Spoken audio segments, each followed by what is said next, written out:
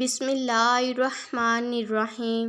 معزز ناظرین، آج کے اس ویڈیو میں ہم حضور صلی اللہ علیہ وآلہ وسلم کی مدینے کی طرف ہجرت کے بارے میں جانیں گے، اس لیے ویڈیو کو بغیر سکپ کیے ہوئے اینڈ تک لازمی دیکھیں۔ جب مکہ کے کافروں نے یہ دیکھ لیا کہ حضور صلی اللہ علیہ وآلہ وسلم اور مسلمانوں کے مددگار مکہ سے باہر مدینے میں بھی ہو گئے اور مدینہ جانے والے مسلمانوں کو انصار نے اپنی پناہ میں لے لیا ہے، تو کفار مکہ کو یہ خطرہ محسوس ہونے لگا کہ کہیں ایسا نہ ہو کہ محمد صلی اللہ علیہ وآلہ وسلم بھی مدینہ چلے جائیں اور وہاں سے اپنے حامیوں کی فوج لے کر مکہ پر چڑھائی نہ کر دے۔ چنانچہ اس خطرے کا دروازہ بند کرنے کے لیے کفار مکہ نے اپنے پنچایت گھر میں ایک بہت بڑی کانفرنس منعقد کی، اور یہ کفار مکہ کا ایسا زبردست نمائندہ اجتماع تھا کہ مکہ کا کوئی بھی ایسا دانشور اور بااثر شخص نہ تھا جو اس کانفرنس میں شریک نہ ہوا ہو۔ تمام سرداران قریش اس مجلس میں موجود تھے۔ شیطان لعین بھی کمبل اوڑھے ایک بزرگ شیخ کی صورت میں آ گیا۔ قریش کے سرداروں نے نام نسب پوچھا تو بولا، میں شیخ نجد ہوں، اس لیے اس کانفرنس میں آ گیا ہوں کہ میں تمہارے معاملے میں اپنی رائے بھی پیش کر دوں۔ یہ سن کر قریش کے سرداروں نے ابلیس کو بھی اپنی کانفرنس میں شریک کر لیا اور کانفرنس کی کارروائی شروع ہو گئی۔ جب حضور صلی اللہ علیہ وآلہ وسلم کا معاملہ پیش ہوا تو ایک نے رائے دی کہ ان کو کسی کوٹھری میں بند کر کے ان کے ہاتھ پاؤں باندھ دو اور ایک سوراخ سے کھانا پانی ان کو دے دیا کرو۔ شیخ نجدی شیطان نے کہا، یہ رائے اچھی نہیں ہے، خدا کی قسم اگر تم لوگوں نے ان کو کسی مکان میں قید کر دیا تو یقیناً ان کے جانثار اصحابہ کو اس کی خبر لگ جائے گی اور وہ اپنی جان پر کھیل کر ان کو قید سے چھڑا لیں گے۔ ربیعہ بن عمرو نے یہ مشورہ دیا کہ ان کو مکہ سے نکال دو تاکہ یہ کسی دوسرے شہر میں جا کر رہیں، اس طرح ہم ان کو ان کے قرآن پڑھنے اور ان کی تبلیغ اسلام سے نجات مل جائے گی۔ یہ سن کر شیخ نجد بھڑک کر کہا کہ تمہاری اس رائے پر لعنت! کیا تم لوگوں کو معلوم نہیں کہ محمد صلی اللہ علیہ وآلہ وسلم کے کلام میں کتنی مٹھاس اور تاثیر دلکشی ہے؟ خدا کی قسم اگر تم لوگ ان کو شہر بدر کر کے چھوڑ دو گے تو یہ پورے ملک عرب میں لوگوں کو قرآن سنا سنا کر تمام قبائل عرب کو اپنا تابع فرمانبردار بنا لیں گے، اور پھر اپنے ساتھ ایک عظیم لشکر کو لے کر تم پر ایسی یلغار کر دیں گے کہ تم ان کے مقابلے سے عاجز و لاچار ہو جاؤ گے۔ پھر اس کے بعد تم ان کے غلام بن کر رہو گے، کچھ بنائے نہ بنے گی، اس لیے ان کو جلا وطن کرنے کی تو بات ہی مت کرو۔ ابو جہل بولا کہ صاحبو، میرے ذہن میں ایک رائے ہے جو اب تک کسی کو نہیں سوجھی۔ یہ سن کر سب کے کان کھڑے ہو گئے اور سب نے بڑے اشتیاق کے ساتھ پوچھا کہ کہیے وہ کیا ہے؟ تو ابو جہل نے کہا، میری رائے یہ ہے کہ ہر قبیلے کا ایک مشہور بہادر تلوار لے کر اٹھ کھڑا ہو اور سب یک بارگی حملہ کر کے محمد صلی اللہ علیہ وآلہ وسلم کو نعوذ باللہ قتل کر ڈالے۔ اس تدبیر سے خون کرنے کا جرم تمام قبائلوں کے سر پر رہے گا۔ ظاہر ہے خاندان بنو ہاشم اس خون کا بدلہ لینے کے لیے تمام قبیلوں سے لڑنے کی طاقت نہیں رکھ سکتے، لہٰذا یقیناً وہ خون بہا لینے پر راضی ہو جائیں گے اور ہم لوگ مل جل کر آسانی کے ساتھ خون بہا کی رقم ادا کر دیں گے۔ ابو جہل کی یہ خونی تجویز سن کر شیخ نجدی مارے خوشی کے اچھل پڑا اور کہا کہ بے شک یہ تدبیر بالکل درست ہے، اس کے سوا اور کوئی تجویز قابل قبول نہیں ہو سکتی۔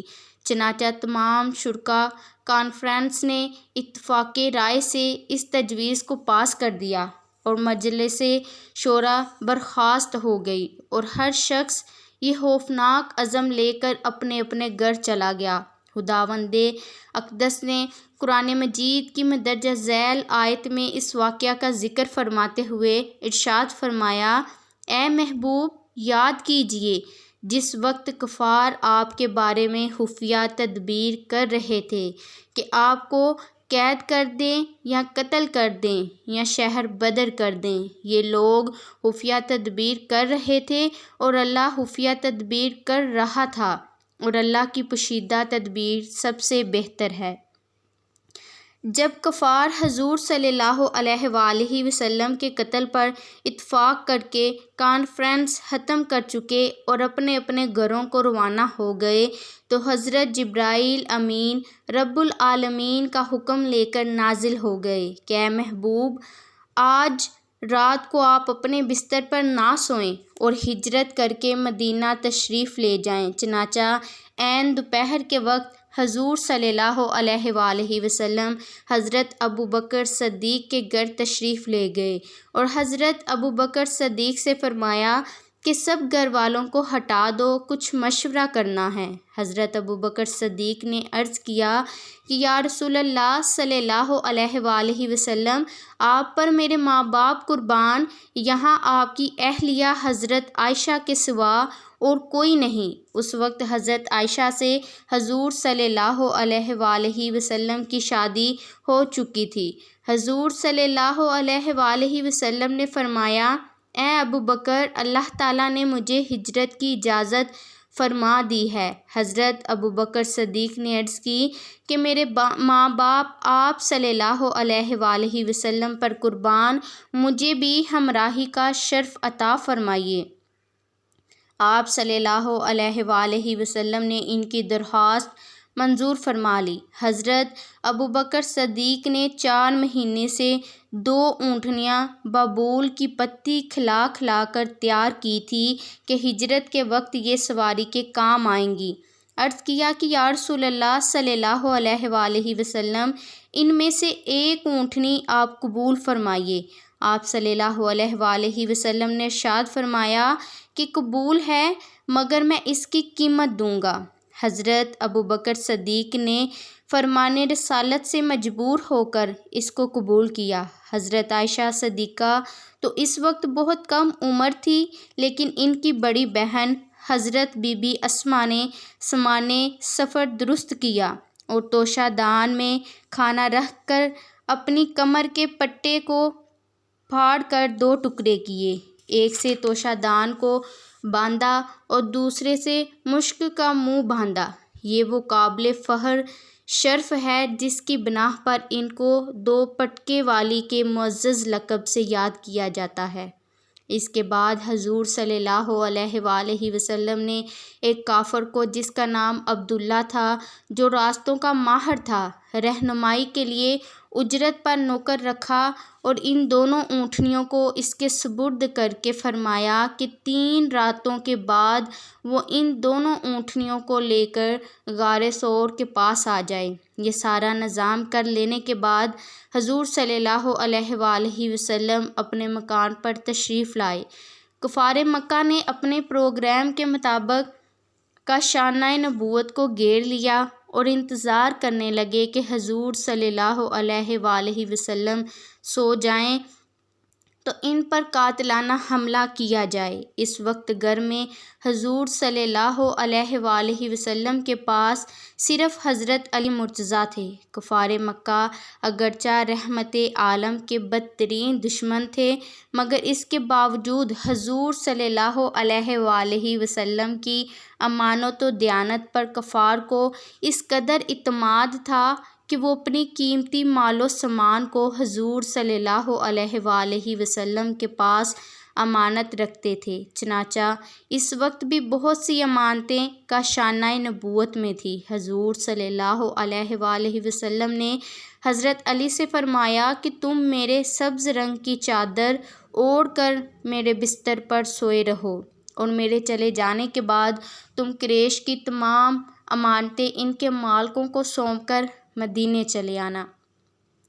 یہ بڑا ہی خوفناک اور بڑے سخت خطرے کا موقع تھا۔ حضرت علی کو معلوم تھا کہ کفار مکہ حضور صلی اللہ علیہ وآلہ وسلم کے قتل کا ارادہ کر چکے ہیں، مگر حضور اقدس صلی اللہ علیہ وآلہ وسلم کے اس فرمان سے تم قریش کی ساری امانتیں لٹا کر مدینے چلے آنا، حضرت علی کو یقین کامل تھا کہ میں زندہ رہوں گا اور مدینے پہنچوں گا۔ اس لیے رسول صلی اللہ علیہ وآلہ وسلم کا بستر، جو آج کانٹوں کا بچھونا تھا، حضرت علی کے لیے پھولوں کی سیج بن گیا، اور آپ بستر پر صبح تک آرام کے ساتھ میٹھی میٹھی نیند سوتے رہے۔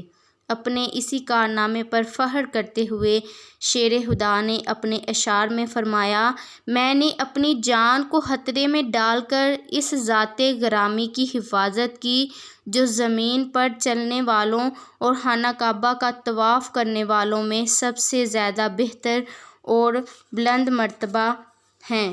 حضور صلی اللہ علیہ وآلہ وسلم نے بستر نبوت پر جان ولایت کو سلام سلا کر ایک مٹھی خاک ہاتھ میں لی اور سورہ یاسین کی ابتدائی آیتوں کو تلاوت فرماتے ہوئے نبوت خانہ سے باہر تشریف لائے، اور محاصرہ کرنے والے کافروں کے سروں پر خاک ڈالتے ہوئے ان کے مجمع سے صاف نکل گئے۔ نہ کسی کو نظر آئے، نہ کسی کو کچھ خبر ہوئی۔ ایک دوسرا شخص جو اس مجمع میں موجود نہ تھا، اس نے ان کو لوگوں کو خبر دی کہ محمد صلی اللہ علیہ وآلہ وسلم تو یہاں سے نکل گئے اور چلتے وقت تمہارے سروں پر خاک ڈال گئے ہیں۔ چنانچہ ان بدبختوں نے اپنے سروں پر ہاتھ پھیرا تو واقعی ان کے سروں پر خاک اور دھول پڑی ہوئی تھی۔ رحمت عالم صلی اللہ علیہ وآلہ وسلم اپنے دولت خانہ سے نکل کر ایک مقام پر کھڑے ہو گئے اور بڑی حسرت کے ساتھ کعبہ کو دیکھا اور فرمایا: اے شہر مکہ، تو مجھ کو تمام دنیا سے زیادہ پیارا ہے۔ اگر میری قوم مجھ کو تجھ سے نہ نکالتی تو میں تیرے سوا کسی اور جگہ سکونت پذیر نہ ہوتا۔ حضرت ابوبکر صدیق سے پہلے ہی قرارداد ہو چکی تھی، وہ بھی اسی جگہ آ گئے، اور اس خیال سے کہ کفار مکہ ہمارے قدموں کے نشان سے ہمارے راستہ پہچان کر ہمارا پیچھا نہ کرے۔ پھر یہ بھی دیکھا کہ حضور صلی اللہ علیہ وآلہ وسلم کے پائے نازک زخمی ہو گئے ہیں۔ حضرت ابوبکر صدیق نے آپ صلی اللہ علیہ وآلہ وسلم کو اپنے کندھوں پر سوار کر لیا، اور اس طرح خاردار جھاڑیوں، نوکدار پتھروں والی پہاڑیوں کو رونتے ہوئے اسی رات غار ثور پہنچ گئے۔